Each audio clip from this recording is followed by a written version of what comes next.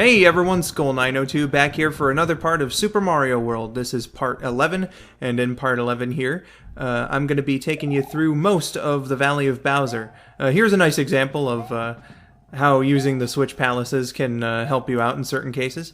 Little bitch Mega Moles being fucking trapped and whatnot. So that's pretty cool.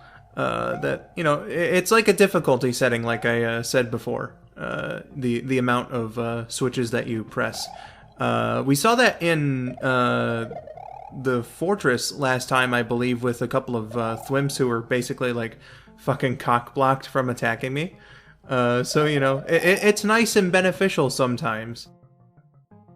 Or not just sometimes, like all the time, to use those switches when you find them and everything. Valley of Bowser 1 here. This is the level where I discovered the moon item. Nets you a nice 3 lives. They're quite rare. But, a very nice, useful power-up. And you can find them in this level. As far as this level is concerned, I really like its maze-like quality and everything. It is my favorite level in the world. It's not really too indicative of the difficulty of the world. Like, I find it to be fairly easy, but it's pretty fun. I just liked figuring my way through it and everything. That was an amazing kill on those charging chucks. And I believe in that area, actually, with the spinning blocks, you can fuck yourself over with a glitch and like fall through the ground and die. Big oof on that one, but I didn't do that here, thankfully enough. I'm sure that you can do it in other levels as well. But yeah, that's Valley of Bowser 1. Fantastic level. But while we move on to the next level, I want to discuss another episode of Super Mario World. Oh yes. Oh yes. I'm doing another episode summary here as we trek on in this part. I decided not to save it for last because...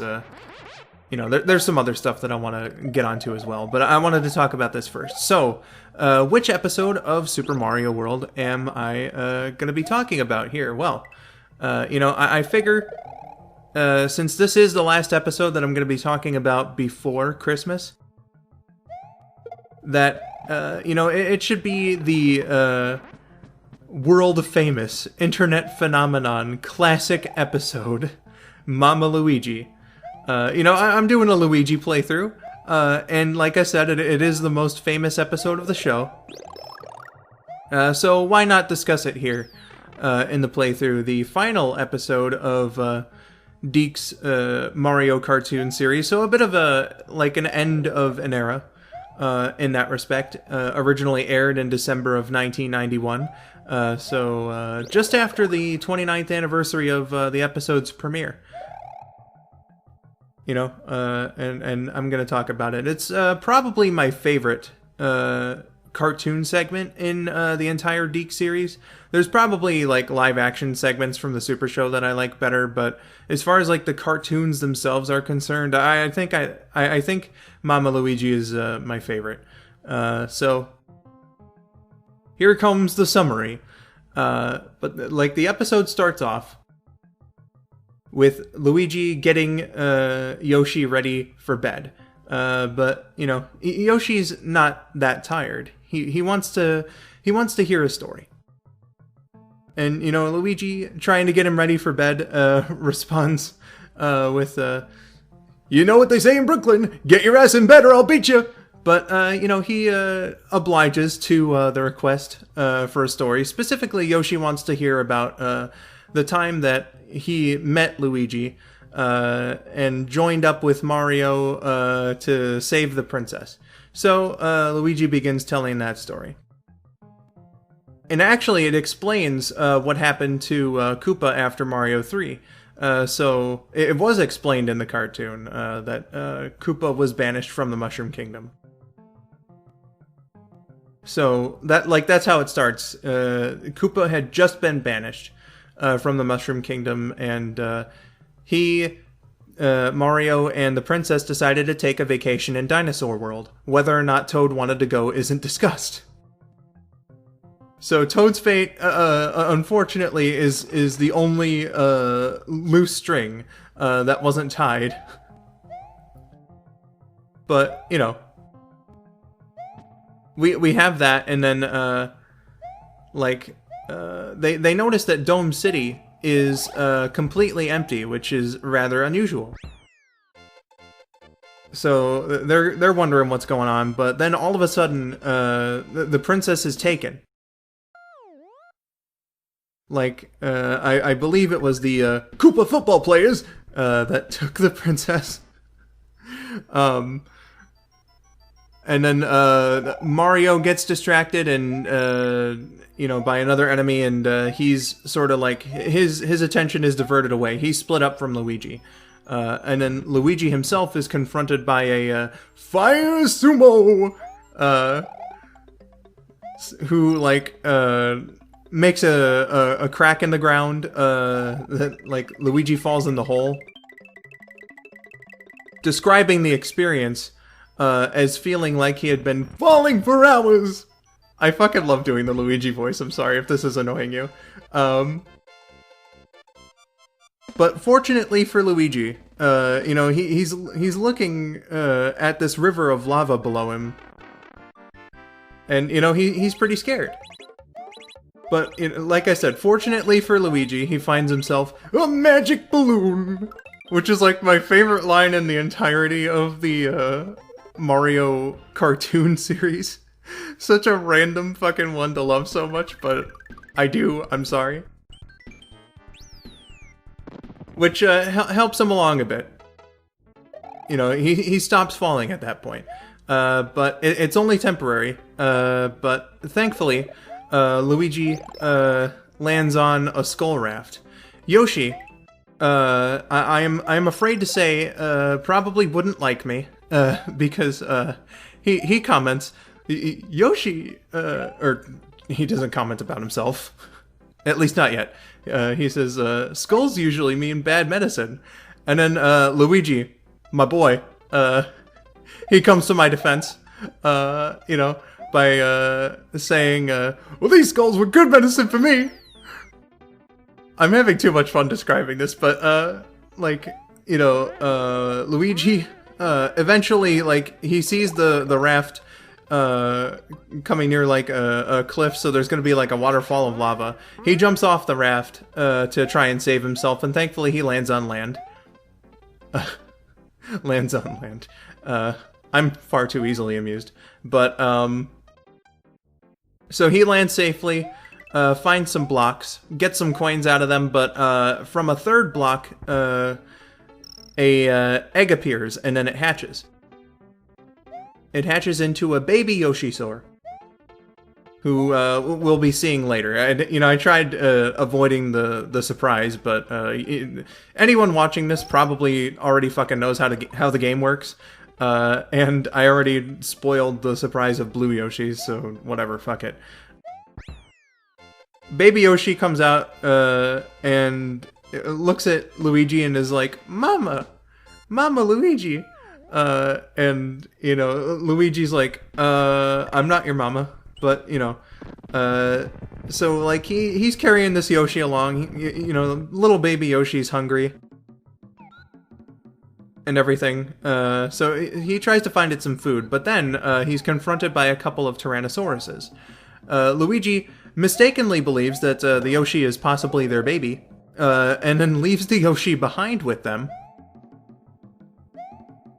Only temporarily, because they say that they like eating Yoshisaurs. Also, sorry, I had to sacrifice that Yoshi. Don't worry, I'll get him back. Don't worry, Yoshi, I'm coming back for you! So, they threaten Yoshi. Luigi's like, hey, don't do that! You're messing with the licensed plumber here! And then the one Tyrannosaurus who's been talking is like, hey, we like plumbers too. Which isn't good. So, thankfully, Luigi and Yoshi escape that ordeal. After which, they find themselves, underwater, and they bother a Rip Van Fish, escape from that. But then they're chased by a Torpedo Ted. And Luigi, swimming with all of his might, he just doesn't think that he's going to be able to make it. But thankfully... Oh yeah, here's an attempt at 50 that ended poorly for me. I'm, like, cutting through the ribbon, too. It's amazing, but, Luigi... he doesn't think that he's going to make it trying to escape from the Torpedo Ted. But thankfully... I pointed it out earlier, and the dolphins are fucking homies. They save Luigi and Yoshi by, taking them and delivering them to the shore. Luigi, like the good man he is, thanks to dolphins, and he starts to wring out his hat and, tells Yoshi to just stay put. He'll be safe where he is. Yoshi does not listen to this information and just kind of fucking saunters off. After which, Yoshi is confronted by some wigglers while Luigi scolds him for running away. So, they're surrounded by a bunch of wigglers, and Luigi calls for help by, calling for Mario. Mario, wherever you are, help! It's another famous soundbite from this episode. So, Luigi just thinks they're fucking doomed, because Mario hasn't arrived in, like, the 3 seconds after he says that. But Yoshi, you know what? Yoshi's a stubborn little bastard, and you know what? He's hungry now. So he eats all of the wigglers, and saves them. Luigi is most impressed by this. Mario comes by, wondering what the commotion is, and then Yoshi, oops. Ride the snake down here because you'll get your halfway point and all that. It's some good shit. But Mario's wondering what the commotion is. What exactly is going on, Luigi? He thinks that Yoshi's threatening him, and says that he'll take care of Yoshi. And then little baby Yoshi decides to eat Mario, and Luigi panics. No, Yoshi, that's my brother Mario! And then we get a POV shot of Mario inside Yoshi's stomach, which I'm sure the vor fetishists really liked. Or Mario's just basically like, well, now I know how a fucking meatball feels. My Mario voice is terrible. Like, Deke Mario impression. But Yoshi spits Mario out, and then Mario, like, basically gets Luigi back up to speed on the situation. In his own words, he was able to escape, but the princess, she's still inside Koopa's Coney Island Disco Palace. So they gotta, get in there and save her. Larry Koopa, by the way, it's the same as Iggy, but with fireballs. So, just an added element of danger. Watch out for the fire. Oops. But, it's none too hard. I don't think. Even though I did get hit twice like a fucking dipshit. But Mario, Luigi, and Yoshi, they make a plan. Luigi assures Yoshi that he's not going to leave him behind or anything like that. And says that he can come along so long as he behaves himself and stops calling him Mama. Yoshi immediately disobeys Luigi by calling him Mama again, but they go off to the castle. And, for as, like, weird as the show is, they do at least make a good attempt at trying to, like, tie things in to, like, the game. So they enter the back door, as opposed to the front door that we just, unlocked the path to. And in there is like the disco ball light thing. You know, and it's really high up though, so Luigi's got to jump for it, but you know, in the meantime, Mario's got to give him a boost, and so Yoshi, left unattended, fucking saunters off again. Which is unfortunate. So Mario and Luigi chase after Yoshi while one of the show's ugly-ass songs plays. The show had a really fucking terrible soundtrack as far as like the vocal songs go. I really did not like the attempts there. But you know, they chase after Yoshi and end up in Koopa's throne room. Koopa sicks some Mecha Koopas on them, which are eventually taken out by Yoshi eating them. And I had to abandon Yoshi. Unfortunately, the hitbox is like too tall and I'll get crushed if I keep riding Yoshi throughout. But like that's how it goes down. Yoshi eats the Mecha Koopas. Koopa realizes what's like going on. This little tiny dinosaur has been eating his stuff, including like the throne and everything. And so Mario's like, yeah, and if you don't give up the princess, he'll eat this castle bit by bit. And, you know, Koopa's like, haha, I can build another castle, but you can't build another princess, and you'll never find her without this key. Yoshi then swallows the key. And then Koopa decides to check out at this point. He's gone. And then Mario's like, "Yo, Luigi, you didn't tell me that you know, your fucking dinosaur here was like so impressive at doing shit." And then Luigi, again, classic line, responds with, "That's Mama Luigi to you, Mario!" Insert wheeze here. You know, and then, thankfully, Yoshi didn't swallow the key in full, spits it back out, right into a keyhole. Mario, Luigi, and the princess, as well as Yoshi, are all in Dome City, and everybody's celebrating the rescue and everything. And Yoshi is welcomed in as a member of the group. So it's a nice, like, heartwarming ending. And everything. Yoshi, you know, belongs with the Mario Brothers, belongs with the princess and everything. And Yoshi, in the present, you know, drifts off to sleep. You know, by fondly remembering the tale of him, Mario, the princess, and his mama Luigi. After which Luigi just kind of shrugs at the camera, and that's how the show ends.